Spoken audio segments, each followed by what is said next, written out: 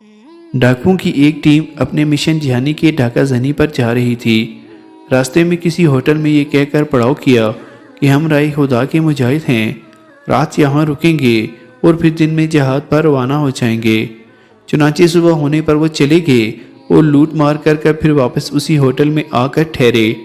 जाते हुए उन्होंने होटल के मालिक का बच्चा देखा था जो कि बिल्कुल अपाहिज था, हाथ पांव से बिल्कुल मफलूज था, चल फिर नहीं सकता था।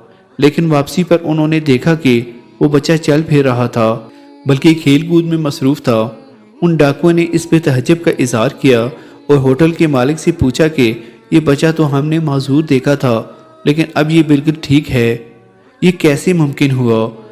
तो होटल के मालिक ने बताया कि आप लोगों ने खाना खाया था, उसमें से जो प्लेट में बच गया तो मैंने हुस्ने ज़न की बना पर कि आप नेक लोग हैं, अल्लाह के रास्ते में निकले हुए हैं, वो झूठा खाना मैंने अपने इस बेटे को खिला दिया, तो आप सबके झूठे की बरकत से मेरा बच्चा बिल्कुल नॉर्मल हो गया है, उसे अल्लाह पाक ने शिफा बख्श दी है। डाकू ये सुन के रो पड़े और उन्होंने अपने गुनाहों से ये सोच के तौबा कर ली कि अल्लाह पाक जो इस कदर मेहरबान करीम है और हम हैं कि उसकी नाफरमानी में मुब्तला होकर लूट मार करते फिर रहे हैं। हाँ तो मेरे प्यारे दोस्तों, इस सबक आमोज कहानी से हमें यह सबक मिलता है कि हम अक्सर ये समझते हैं कि फ़कत पीर साहब या हमारे फ़लाँ आलिम या फ़लाँ ख़तीब साहब का झूठा ही शिफा देगा, तो बेशक उनका झूठा भी शिफा वाला है, लेकिन इसके साथ साथ आम मुसलमान के झूठे में भी अल्लाह पाक ने बहुत शिफा रखी है।